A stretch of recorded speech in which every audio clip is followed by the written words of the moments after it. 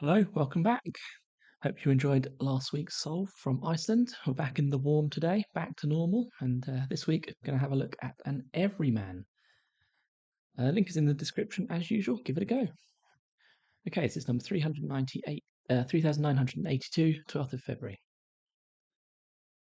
Right, one across, always a good place to start. Devoured one sheep noisily. I think this is going to be ate up, which is devoured, and a tup is tup a sheep? I think tup might be a dialect word for sheep, T-U-P. I might be wrong. Worthy folks incense me terribly. So this is going to be an anagram of incense me. Worthy folks. I'm not seeing it.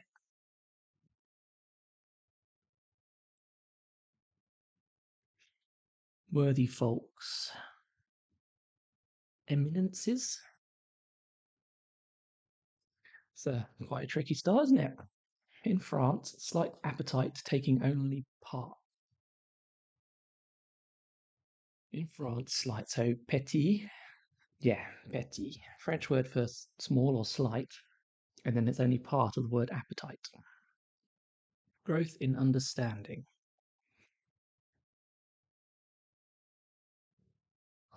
It's going to be a double definition, I should think. A word that means both growth and understanding.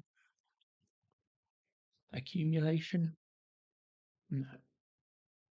Come back to that. Tipsy tippler tattler, giving you stuff and nonsense. Wow. That's a mouthful. It's going to be an anagram of tippler tattler, though, isn't it? Tipsy being the anagram indicator. Stuff and nonsense. Tittle tattle? I think so. That's like, oh no, it doesn't fit. Have I spelled eminence is wrong?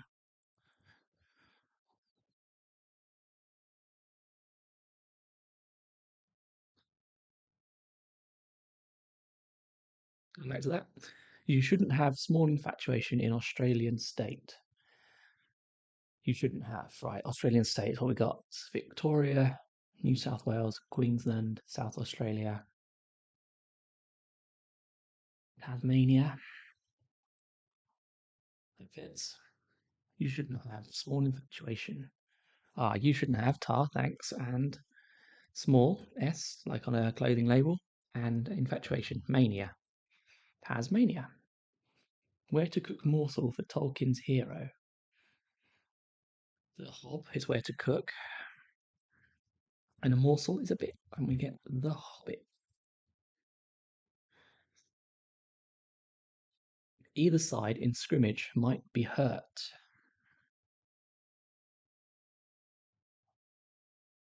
Either side in scrimmage.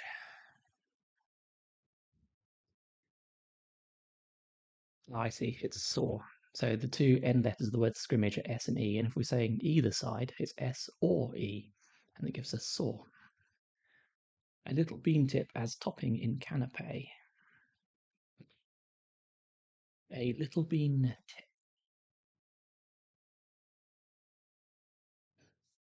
No, come back to that one.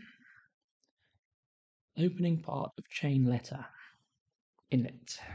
Inlet is an opening, and it's also hidden inside the word chain letter. Exactly 0, t-shirts, etc. returned. Spot on. Let's write it in and have a look. Be exactly, wouldn't it? 0 t-shirts, etc. returned. No, could be 0, and tops is t-shirts, etc. And we put it all backwards and we get spot on. Short fellow inserting limb in long johns.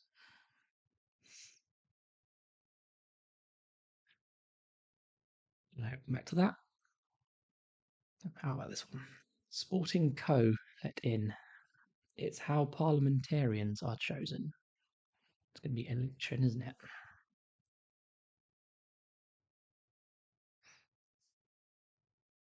It's an anagram of co let in. I think sporting is the anagram indicator there.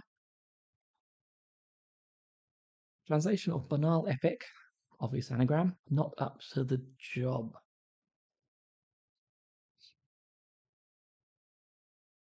Incapable? I think it's incapable, isn't it?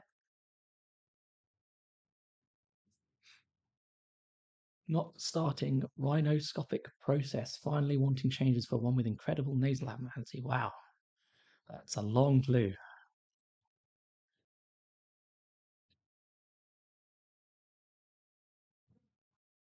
Nasal abnormality. Oh, is it going to be Pinocchio?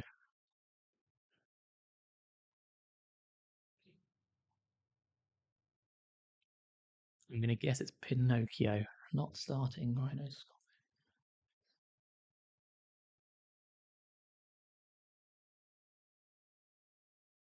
Sure how that works though, but let's bear that in mind. Heavyweights disheartened Sonny Liston's fourth struggle. So disheartened Sonny could be SY. Liston's fourth could be T.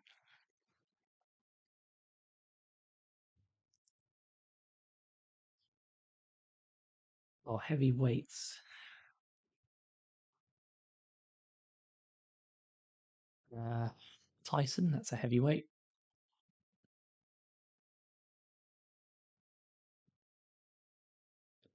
Disheartened. Oh, I see. I think it's an anagram of Sonny without the middle letter and Liston's fourth, which is a T, which gives us Tyson. Struggle being the anagram indicator. Disheartened Sonny means take the middle letter out of Sonny, and we're left with SONY and a T, and I think that gives us Tyson, famous heavyweight boxer. So this is going to be Pinocchio. How on earth do you spell Pinocchio? I don't know. Aim to express disapproval. Ooh, sneer. I don't know. This one begins with T. Cuckoo, pigeon, and tit moving stealthily. This is going to be an anagram, isn't it? Pigeon and tit, moving stealthily, tiptoeing. Is that how you spell it? Probably. So this is going to be antipasto. A little bean tip as topping for canapé. And a canapé is an antipasto, isn't it? Which is, I think it's the Italian word for sort of starter, is it? Something like that. A little bean tip as.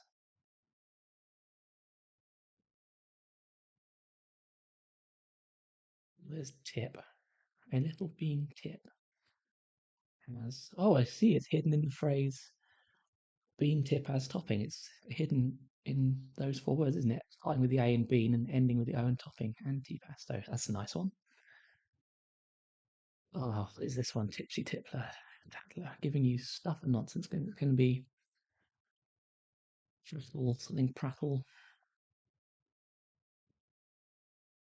Uh,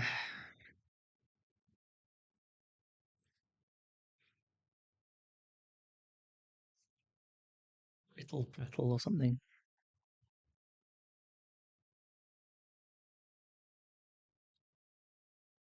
Let's write prattle in and see what's left. Tippler tattler.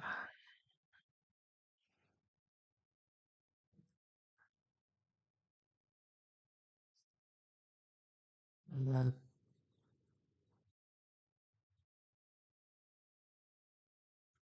not sure.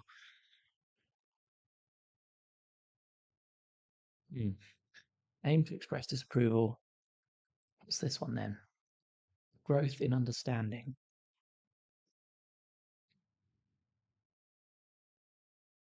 Oh, it's appreciation. That's if something grows in value, it appreciates, and if you understand something, you appreciate it. So yeah, double definition. Something with O. Aim to express disapproval. Object? Oh yes, object. If you object to something, you disapprove of it, and your object is your aim. What is this one?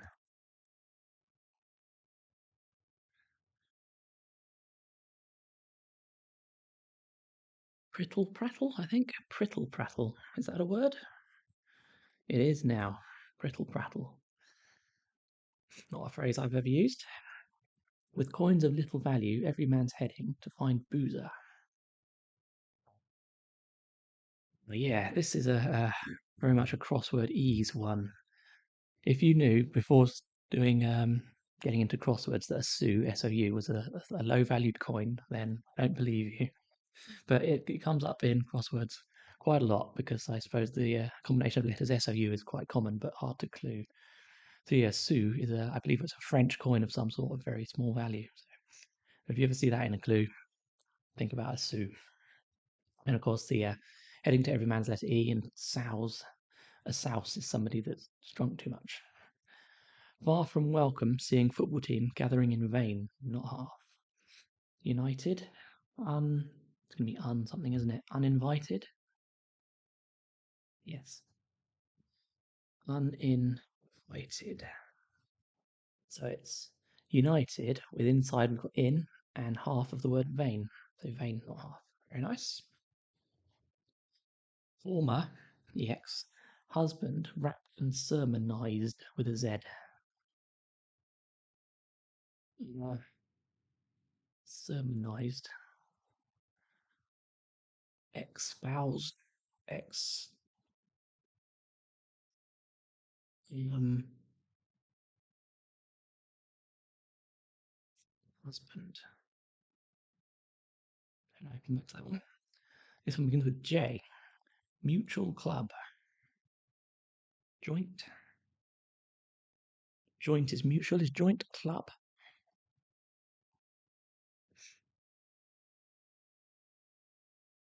Joint. This must be spelled like that, I suppose. So you let me know in the comments how that clue works. Something going on. At length, a child trained hairy bovines. Hairy bovines.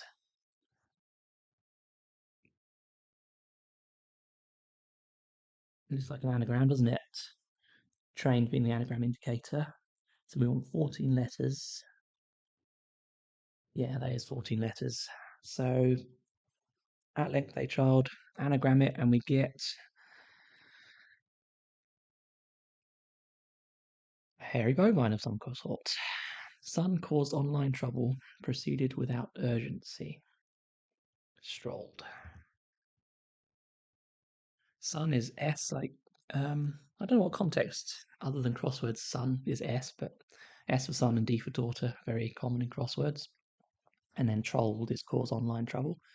And to proceed without urgency is to stroll, of course. Issue a reproach when fib has shown up. Rail, I think. Like if you rail against something. And it's liar backwards, because it's a down glue, we can say shown up to mean put it backwards. Money changing hands for pudding. Pudding. Pudding. Delicious.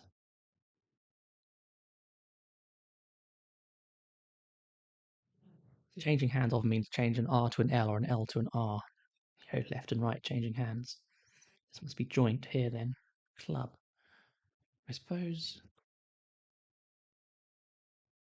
Joint club. I mean, sometimes you hear like a pub referred to as a joint, don't you? So I suppose it's in that sense like a working men's club or something, maybe called a joint in some contexts. Right, what is this hairy bovine?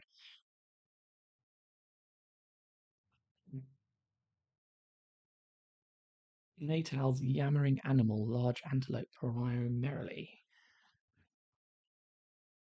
I'm hoping there's an animal called a Nyala, being the first letters of Natal's yammering animal, large antelope. Presumably, it's a large antelope of some sort from South Africa, which means that's what they call an and-lit clue, where the whole of the wordplay is also the definition. Very difficult to write those are. Money changing hands for pudding.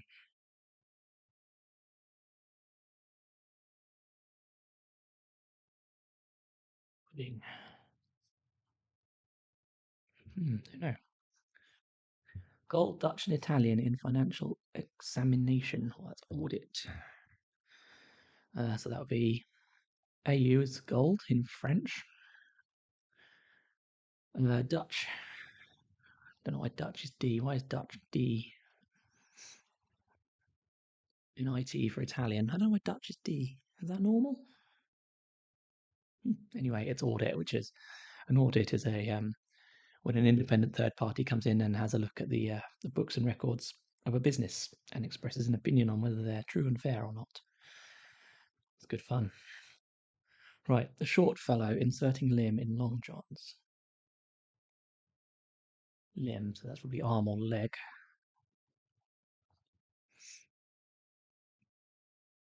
Though it's under garment. So that's arm inside under gent. Yes. So if you're short of money, you are under, I suppose, and then fellow is a gent, and inside that we've got arm, limb, and undergarment, long johns. Right, it's nearly there. Money changed hands for pudding.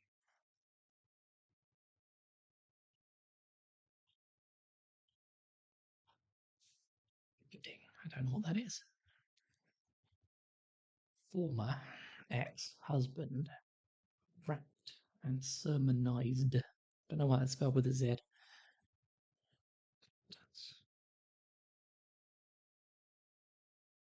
Sermonize. I'm assuming that means to pontificate, to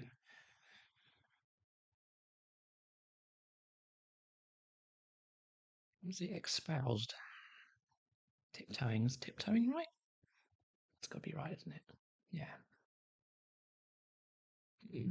Oh, this is going to be Highland cattle. Just spotted it.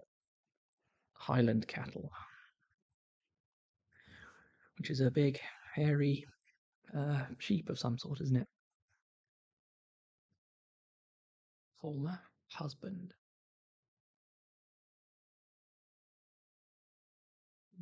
Pounded. So I suppose that's interesting because the husband wouldn't really come into it.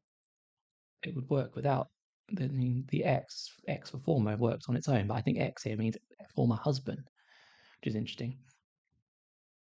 I suppose the surface reading of the clue wouldn't make much sense if you took that word out, but yeah. So wrapped is pounded, former husband is X, and sermonized is expounded. So that only leaves us with this delicious pudding.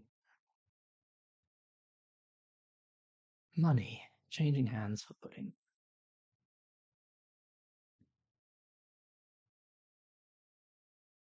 Turnover. Turnover is a pudding, and it's also a financial word that means your income is your turnover. Money changing hands. I think it's just a double definition. Money changing hands is turnover, and the pudding is a turnover. So ignore what I was saying about right and left. Load of nonsense as usual. Okay, there we go. Let's check all. Yep, looks good. So that's it. Thanks for watching. It wasn't too difficult today, was it? If there's anything in particular you'd like to see, by the way, let me know in the comments, and I'll see what I can do. There's another video on the screen now if you're interested, and a big subscribe button as well. If you could press that, I'd appreciate it. So that's it. I'll see you again next week for some more crosswords. Bye.